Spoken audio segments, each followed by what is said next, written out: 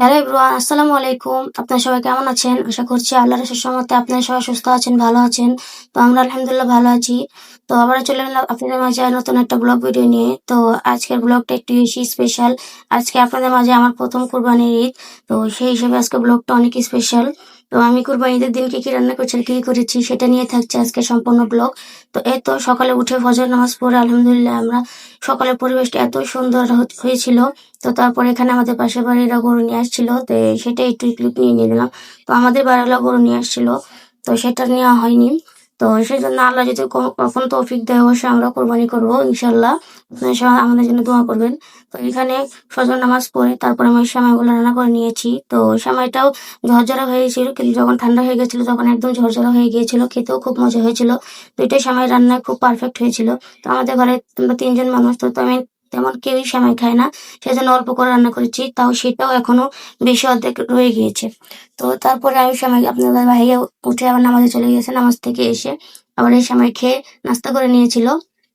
তো তারপর আমি দুপুরে রান্না করার জন্য চলে আসছিলাম। তো দুপুরে আজকে এখন আমি রোস্ট পোলাও রান্না করবো আপাতত।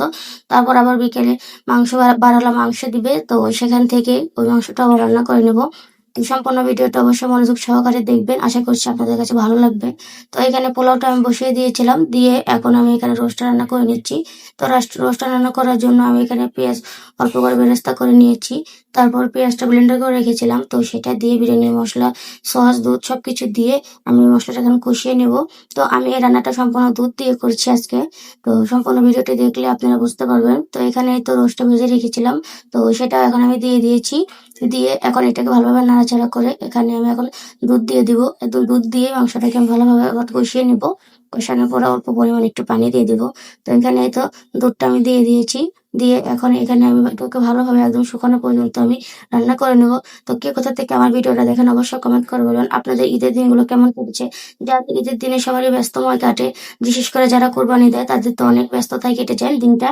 তো আশা করছি আপনাদের কোরবানি আল্লাহ কবুল করবে ইনশাল্লাহ। তো আপনারা সবাই সবার জন্য দোয়া করবেন, অবশ্যই আমাদের জন্য দোয়া করবেন। তো এখানে এই তো আমার রোস্টটা কষানো হয়ে গিয়েছে, একদম প্রায় 80% রান্নাও হয়ে গিয়েছে। তো এখন আমি এখানে কিশমিশ আর কাঁচামরিচ দিয়ে দিয়েছি, দিয়ে আমি অল্প পরিমাণে একটু পানি দিয়ে দিয়েছি।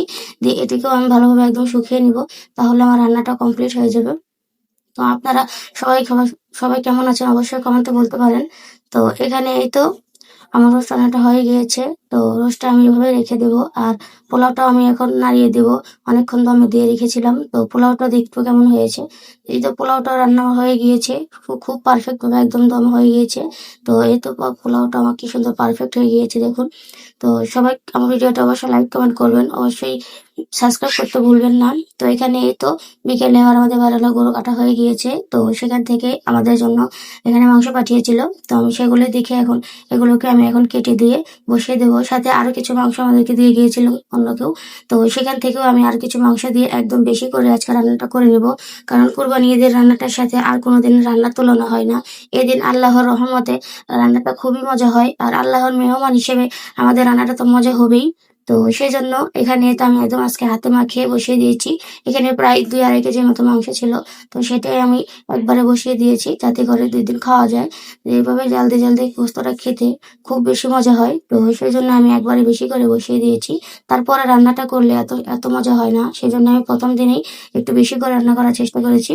তো যাতে প্রথম দিনে রান্নাটা যাতে কয়দিন খেতে পারি, তো সেখানে তো মশলাটা দিয়ে আমি হাতে মাখিয়ে নিয়েছিলাম সুন্দর করে। তো এত বেশি তো সেই জন্য মাখানো যাচ্ছিল না, তাই আমি এখানে কোনো পানি দিইনি। এখানে সব মাংস থেকে বের হয়েছে পানি, খালি একটু হাত ধুয়ে একটুখানি পানি দিয়েছিলাম। তো সেখান থেকেই আমার এই মাংসটা রান্না করা হয়ে গিয়েছে। ওই কষানেতেই মাংসটা রান্না করা হয়েছে, কোনো প্রকার ঝোলই দেওয়া লাগেনি। তো আজকে ভিডিওটা এই পর্যন্ত। সবাই সুস্থ থাকবেন, ভালো থাকবেন, আমাদের জন্য দোয়া করবেন। দেখা হবে পরবর্তী নতুন কোনো ভিডিওতে। আল্লাহ হাফেজ।